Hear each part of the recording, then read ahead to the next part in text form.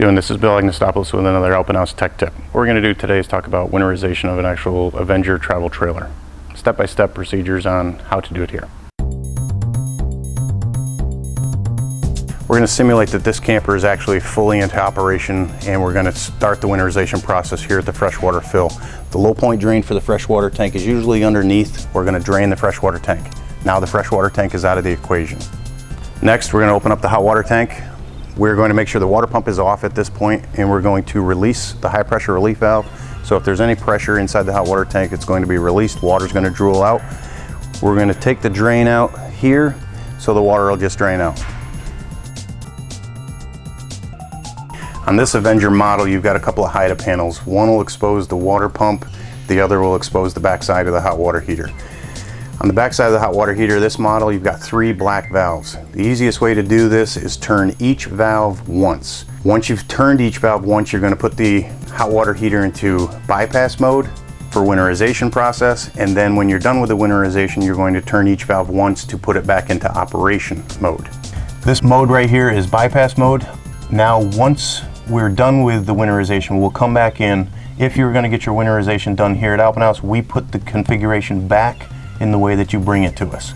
So if you bring it into us at normal use, we're going to put it back in normal use when we're done with winterization. So next year, all you have to do is add water and you're back to camping. So each valve is turned once to change the configuration into bypass or normal operation. Turn the valve there, there, and there. That's normal operation. On this Avenger with the water pump, they actually have installed from the factory your winterization line already installed. All you have to do is turn these 2 valves. This valve down here will shut off the demand from the water tank, and this valve here will make the demand go from this line. So once you turn this valve here, turn this valve here, you've shut off the water flow from the tank, and now you've made your water pump create a siphon from here, and this is going to go into your 1-gallon jug of antifreeze. At this point, now that you have your winterization all hooked up down below and your antifreeze ready to go, turn your water pump on, and there's no sequence that has to be followed. It can be hot, cold, doesn't matter, any faucet in any order. We're going to start here at the kitchen sink. We'll turn the cold water on until we get a good flow of Winterband out of this faucet here. Then we're going to actually turn the hot water on. You're going to see instantly pink come out of the faucet. Wait for the transition in the faucet to go from pink to back to water, then back to pink, so you get an adequate amount of antifreeze through this system.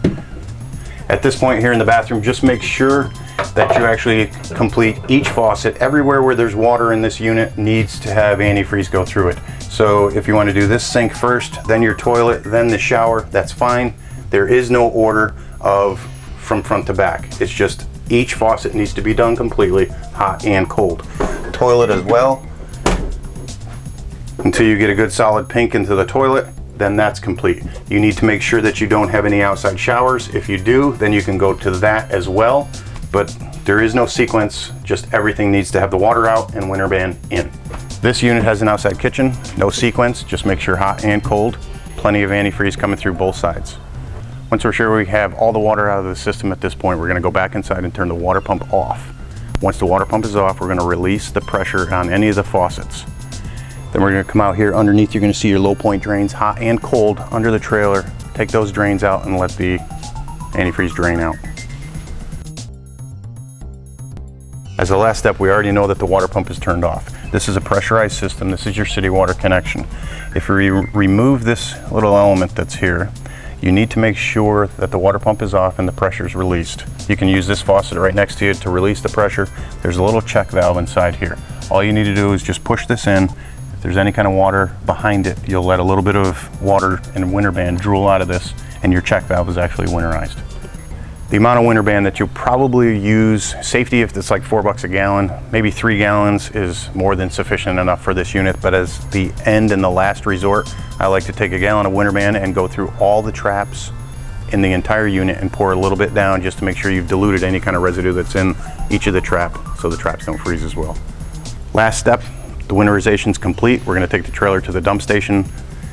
We're gonna actually pull both knife valves, dump the black tank and the gray tank.